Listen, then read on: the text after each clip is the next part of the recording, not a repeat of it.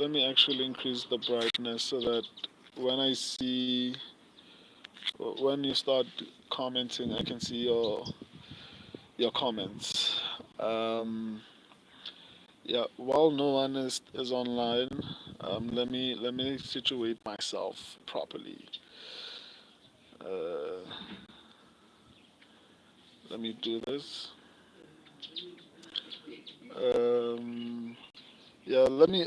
I'm still actually like making sure that the information that I'm going to be using is available, so that when I start officially, I'm not going to be, delay and all these type of things. So right now, I'm actually going to the information that I actually researched. Not researched. I mean, it's early predictions, so I'm going to do them. They were inspired by basically not necessarily overthinking everything, because that's what I used to do when I was starting. So this is something that I normally do every single fight card, basically pay per view. So these are early predictions. Let me start. Actually, let me position myself properly. I think I look too dark in this particular lighting. Um, yeah, this is a little bit better, I think. Um, Let me get started. Modestas Bakauskas versus Marcin Prachnio. Um, this one is going to be a little bit interesting for me because you know what? It's not gonna be interesting. I feel like Marcin Prachnio will probably almost definitely win this one. Um, yeah, I think Prachnio should potentially win this one convincingly. I think he'll be a little bit better on the feet and on the ground. So, yeah, I think that's going to be my official pick for this particular fight card. I honestly can't see Modestas Pakowski for like performing or offering anything that might, whether it's on the feet or on the ground. I don't see Modestas. Jojo, I don't see Modestas actually doing anything that might be threatening to Marcin Prachnio. So I'm pretty. Obviously, I haven't done in-depth research, but as it stands, based on the limited research that I did, I'm pretty confident on my pick up of Marcin Prachnio. On to the next one, women's MMA. um, I am also pretty confident that let me see. Yeah, I'm pretty confident that. Oh, so sorry. It's Shona Banoon versus Ravina Oliveira. I haven't seen these fighters before. This is gonna be a very interesting fight, but I think um, Ravina Oliveira should actually win this one. However, it's going to be a little bit tricky. One, obviously, because it's women's MMA, so anything can happen in that particular sport. And number two, it's because maybe I don't know, but I don't know these two fighters, so they are relatively new in the UFC. So that's going to potentially play a role in the outcome of the fight because when fighters are new in the UFC, they usually and most recently, it seems like they guess out a lot quicker than like your average fighter. Um, so I honestly, I'm a bit confident. I would even go to as far as saying that Oliveira might potentially be a lock, but it's new fighters, and on top of that, it's women's MMA. So she might dominate in the first round and then gas out in the second one and like get dominated until like it gets to a decision or even get finished. So because it's women's MMA, I don't know, but I'm leaning heavily towards Ravina Oliveira. On to the next one, Sam Patterson versus Kaifa Crosby. So let me see who I think is gonna win. I think I think. Let me see. Let me see. Let me see. I'm leaning more towards Kiefer Crosby. I feel like he'll be a little bit better on the feet. Um, but on the ground, I think I haven't seen too much of Kiefer Crosby. So it's a little bit tricky to actually say how good he is on the ground. But I feel like on the feet he will have the advantage. On the ground, I think it's going to be a coin toss. So it's gonna be interesting to see how the fight plays out. Um, but yeah, on this one, I'm leaning more towards Kaifa Crosby. On to the next one. Christian Leroy Duncan versus Robert Bezek. I don't know how to pronounce this guy's name. I apologize.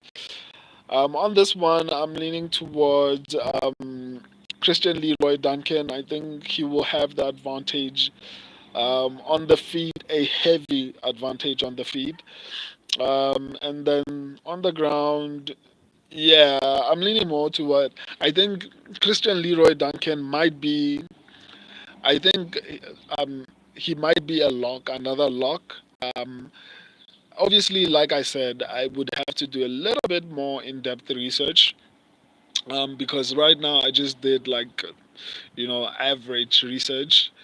So that's why I classified them early predictions. But I'm leaning heavily towards Christian Leroy Duncan. I feel like he might potentially be one of my locks for this particular card. I think he definitely wins this one. I wouldn't be surprised if he gets a finish. On Parsons, this one, this one is going to be, I don't know, very close. Um, I felt like they are both evenly matched on the feed. And let me see, and on the ground. But on the ground, I think Parsons will be a little bit better. On the feed, you know what? I can't say that because Oban Elliott is not that seasoned in the UFC, so it's kind of tricky to actually see um, how the fight will play out. This is going to be, I think, one of those fights. So the best thing to do would be just to avoid this particular fight. But this is an early prediction, so probably my mind might change after doing a little bit more in-depth research. But as it stands currently, I honestly, I honestly don't know who definitively wins this particular fight. It could go either way, because I feel like on the feed, I don't think anyone has an advantage. I think it's a give or take. I think one throws a little bit more. The other is a little bit better defensively. The other is a little bit better offensively. And then on the ground, I mean, the game of grappling largely depends on who gets the takedown first. And I feel like Parsons shoots a lot of takedowns, so he probably will have top control. But I don't know how good Oban Elliott's takedown defense is. I don't know how good he is on the bottom. So it's gonna be a little bit tricky to actually predict this one. That's why like the easiest thing to do would just be to stay away from this particular fight. But I don't know who's my official pick, man. Damn it. Um, I don't know how to make this decision. Without actually a bit more research. Okay, let me see who's going to be harder to take down. Oh, damn it. I don't know, man. I'm leaning more towards Oban Elliott. Um, my reasoning is that I haven't done enough research. I feel like even Parsons has a massive shot. So for me, this is a coin flip, but I'm leaning a little bit. It's 50-50, but if I had to pick anyone, I think I'd go with Oban Elliott. Um, On to the next one. Mick Parkin versus Lucas Bresky. something like that. I apologize if I'm not pronouncing your name the right way. The heavyweights. They traumatized me last week. They traumatized me last week. So like, was it last week? Yeah, it was. Or this past week, whatever happened, like whenever it was, those people traumatized me. So, Shalom, Uzbekistan. Hi, how are you, man? Let me see who is this particular fight. The heavyweights. Heavyweights are very unreliable, man. I think on the feet they will be evenly matched. On the ground, who has the advantage? Even on the ground, I think this is another coin flip. Either of them, I mean, it could go either way. So it's kind of tricky. Like I always say, or rather, like I said at the beginning of the stream, I haven't done my in-depth analysis of these particular fights, so it's hard for me to actually say for definitively who I feel like is going to win. But this is like the previous fight, the Oban. Hi, hi, man. I can't read Uzbekistan, so I honestly can't read what you wrote in the comment. But anyway, I think between Mick Parkin and Lucas, I mean, I'm going to go for whoever's a little bit more fit, which is Lucas. At this point, without doing in-depth research, I think I'm going to go with Lucas because it's going to literally be a coin flip. Um, On to the next one. Colin Longren, I don't know if I'm pronouncing this properly, versus Ramos Tavares. Um, I'm leaning more towards Ramos Tavares. I feel like he will be um, significantly better on the feet, and even though I feel like Logren will have the advantage on the ground, I think it's gonna be very tricky to get Ramos Tavares to the ground. So that's one of the why I feel like it's almost close to being a lock for me. That's how confident I am. But I mean, Abdul Aziz Al Hassan finish. Abdul Aziz. I don't know if there's anyone named Abdul Aziz. I'll check. I'll check, man. But in any case, I mean, Colin is a good fighter, a decent fighter. But I feel like on the feet he's going to get beaten up.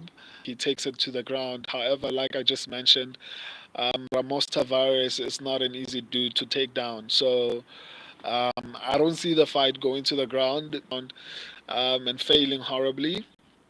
And then being forced to stand and maybe potentially um, even like let me say a decision. Let me not say a finish. Let me say a decision. But I feel confidently that Tavares is going to win this one. On to the next one.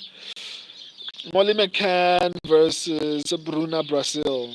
This is another tricky one because I feel like both of them are also very evenly matched. So it's kind of challenging to actually predict accurately who is going to win this one without doing enough research. I feel like it's a little bit tricky. Um, let me try and actually see who I feel like is going to be a little bit better. Who has? I mean, the power advantage is going to. I think Bruna Brazil is going to be a little bit defensively better on the feet and on the ground. I think Molly McCann shoots a lot of takedowns, so that's going to work for her. But I think Brazil is a little bit, takedowns. Just that she doesn't shoot as many takedowns as Molly McCann. So that's going to be a little bit tricky. And I think Molly McCann is a little bit more dangerous in terms of submission attempts on the ground. So that's why it's kind of challenging to actually see who's going to win. But I think I'm leaning more towards Bruna Brazil. I think Bruna Brazil will probably get this one done. But it's a coin flip, and it's in women's MMA. I mean that makes things even significantly worse. Um, On to the next one. Nathaniel Wood versus Daniel Pineda. Um, Nathaniel Wood. I think Nathaniel Wood probably might have some level of an advantage, but he's not very good defensively. I think defensively, I'd give the advantage to Pineda. Yeah, I think on the ground, I think the person who have the advantage is Nathaniel Wood. However, Daniel Pineda attempts a lot of submissions, which could be very dangerous. But yeah, this is going to be a very close fight. But I'm leaning more towards. I think he's going to find a way to get it done. But I mean, I wouldn't be surprised if Daniel Pineda finds a way to actually get a submission because he throws a lot of them. Like he attempts a lot of them. On to the next one. Giga Arnold Allen versus Giga Chikaze. Let me see. And then on the feed, who has the advantage? I think on the feed, Giga Chikadze might have some level of an advantage to some extent, but I think I would favor him on the feed. But on the ground, I would favor Arnold Allen. And Allen is also a good striker. So the combination of him being a good striker and him being a little bit more offensive with his takedowns and with his defense and with his submission threats. And on the ground, I feel like the fight will be close. So the determining factor will probably be the grappling exchanges, and which I think Arnold Allen is going to probably win those exchanges. So I'm going to lean more towards Arnold Allen. On to the next one. Um, the same situation with this particular fight. The Muhammad Mokaev versus Manel Kape. Obviously, Manel Kape will have the power advantage. I think Manel Kape throws a little bit, actually not a little bit. I think probably 5 times more, almost 5 times more than Mohamed Mokaev. But Mohamed Mokaev is extremely good defensively. On the feed, that's going to be the advantage. Even though I feel like on the feed, here's how I think the fight is. Manel Kape will have the offensive advantage. Manel Kape throws a little bit more. Manel Kape is a little bit more accurate with his strikes. Not only does he throw a lot of volume, I think he's a little bit more accurate. He lands a lot of his shots. On the other hand, is very good defensively. He knows how to avoid getting hit. So that's going to probably neutralize the striking exchanges. However, Manil Kape has power, so even if he neutralizes the striking exchanges, I mean, he has the power to knock Mohamed Mokaev out. But obviously, when it goes to the ground, Mohamed Mokaev will have the advantage. However, I saw how it was difficult for him to take down. Was it Perez in his last fight? It was Perez in his last fight. It seemed as if he was having a bit of trouble taking down Perez, and I think it is going to be also challenging to take Manel Kape down. However, I'm going to go with the person that I feel like has the advantage or rather has the ability. Like Mokaev is going to be able to avoid getting hit on the feet, and he's going to find a way to actually, I don't know, even if he holds Manel Kape on the effective enough to get him maybe a decision, unless Manel Kape guesses out, because in like he's been missing weight, had scheduled, and he couldn't even pitch up for those particular fights. So I don't know how he's going to look, but I know Mohamed Makayev is going to be good enough to avoid getting hit. He's going to be good enough to actually find a way to actually make this fight a grappler's fight, you know. So because of that, I'm not confident, but I'm going to go with Mohamed Mukayev. I mean, Manel Kape has power and is good offensively. He throws a lot of volume. He is very accurate with the strikes. Combining that with power, he can knock him out. You know, so there's always that. But they're very good defensively. It's not very easy to very good defensively. It's not very easy to hit him. Anyway, I'm going to go with Makayev. On to the next one, Bobby Green versus Paddy Pimblett. I'm going to go with Bobby Green on this one. His age concerns me because, yeah, I mean, it's hard to explain, but it seems like he's performing exceptionally well. I don't think Paddy Pimblett is that good. But on the feed, I think they will be more or less evenly matched with a slight advantage to Bobby Green. Bobby Green has faced a little bit better competition. He's faced a lot more talented strikers and grapplers than Paddy Pimblett. And Paddy, if you just compare, I'm not even going to speak about things that happened a long time ago. I'm just going to focus on both their previous performances. Look at Paddy Pimblett's performance against Tony Ferguson, and then look at Bobby Green's last performance at UFC 300, and tell me who you think looks better. I mean, Paddy Pimblett is younger. He has that going for him, and I would be extremely worried if maybe the last fight, Bobby Green's last fight, was last year, but fortunately, I got to see him perform this year, like a couple of months ago. So I don't feel like the age factor will be that much of an issue, especially against Paddy Pimblett. Paddy Pimblett might try to grapple because I think Bobby Green will be a little bit better, slightly, not by a large margin, but I think if Paddy Pimblett was struggling to stand with Tony Ferguson, I feel like he was struggling. That's why he ended up having to grapple with Tony Ferguson, and even in the grappling exchanges, he actually got a decision. He couldn't even finish Tony Ferguson. Right, and granted, maybe Tony Ferguson was working hard in that fight camp and all these type of things, but like you can't finish Tony Ferguson. Like I don't see him actually out striking or knocking out Bobby Green. I mean, it could happen. He has power, but I don't see it happening, and I don't see him dominating Bobby Green on the ground. The age thing concerns me, but I'm still going to pick Bobby Green on this one. Um, on to the next one. Tom Aspinall versus Curtis Blades. I think this is going to be one of the easiest fights to predict. I think Tom Aspinall is a little bit better everywhere. However, his takedown defense has not looked great from what I've seen. All right, I could be wrong. That's highly possible. But from what I've seen, Tom Aspinall's takedown defense has not been great. Leon Edwards versus Bilal Muhammad. Yeah, no, I'm coming. I'm going to go to that after I'm done with this one.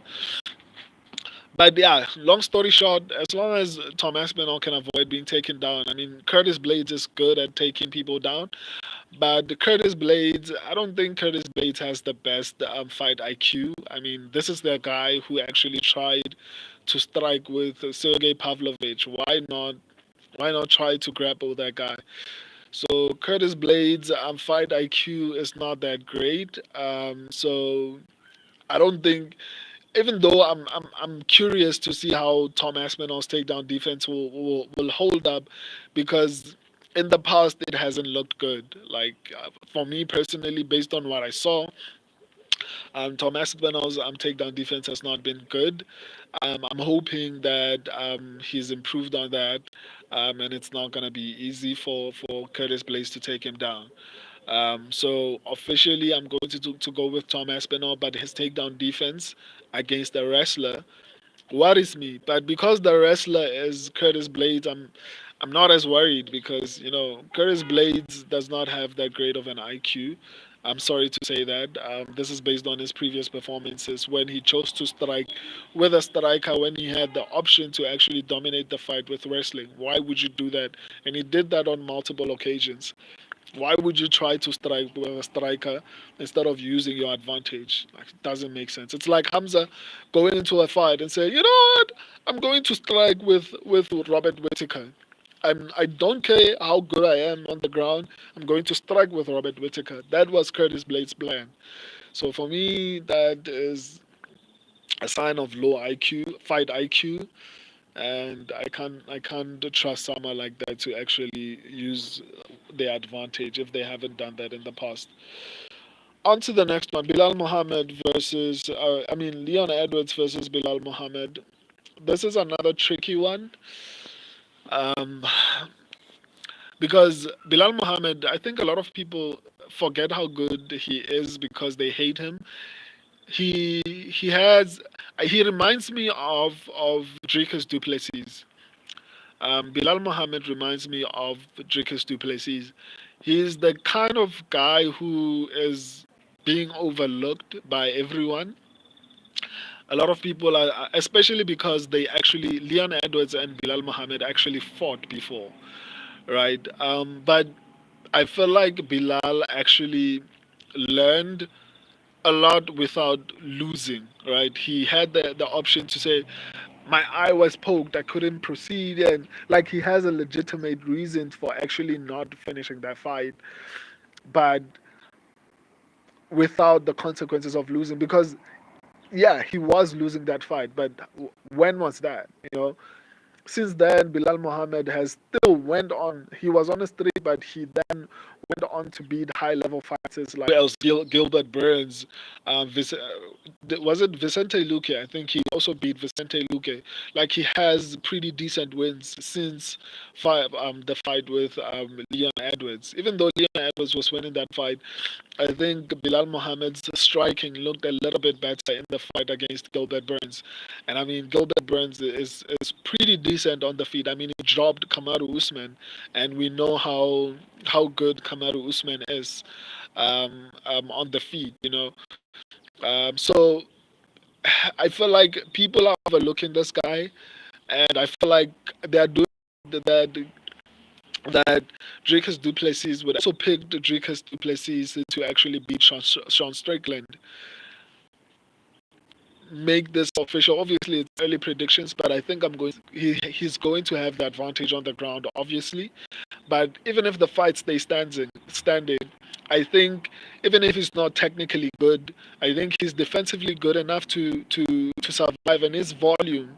I think his volume is going to be the difference. And on top of that, he's been training with people like um, Habib. He's been training with Islam Makhachev, and just and my opinion of Bilal Mohammed is based on his fight against Gilbert Burns. So the possibility is Bilal Mohammed will come into this fight looking better than he did against Gilbert Burns, right? So that's what I think is going to happen. And Bilal is a little bit more driven. When people hate you and people want you to succeed, it's kind of like Ian Gary. Even if he is not winning, even if he's not winning the fight impressively, he finds a way to win. I think Ian Gary, Dricus Duplessis, and Bilal Mohammed, I feel like are in the same category. Um, I feel like people were overlooking Dricus Duplessis until he knocked out Robert Whittaker. And I feel like people are overlooking Bilal Muhammad, despite the impressive wins. I mean, he's the only person to beat Sean Brady. And people are like, nah, that was a fluke. What about Gilbert Burns? That was also a fluke. So everyone is saying every single win that this guy has had is a Gilbert Burns. And granted, you can say, well, Gilbert Burns was injured in that particular fight. You could say that, but he wasn't injured when he got into that fight. So someone caused it.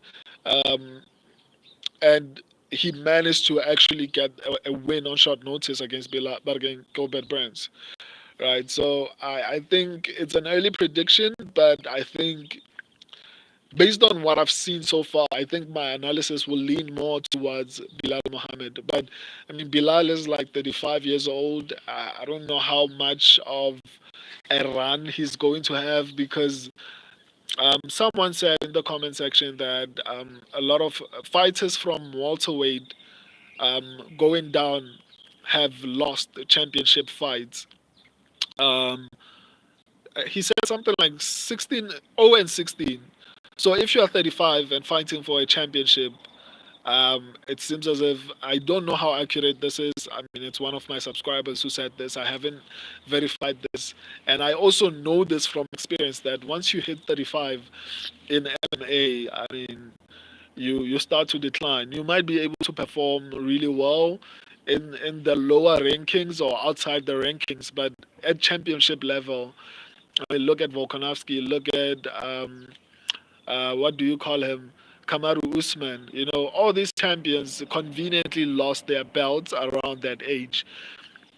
Look at Valentina Shevchenko. Look at Amanda Nunes. Before she retired, I mean, she lost to Juliana Pena when she was approaching that age of 35, probably 36. So that's a statistics to look at. I mean, but I feel like Bilal Mohammed is a little bit more driven. Um, Leon, he has a chip on his shoulder. Um, I think Leon is going. It's going to be a coin flip.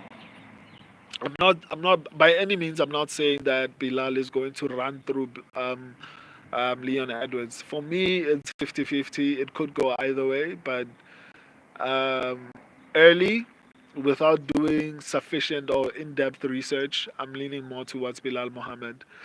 Um, I haven't I haven't done my final predictions for and my upsets predictions for the upcoming pay-per-view.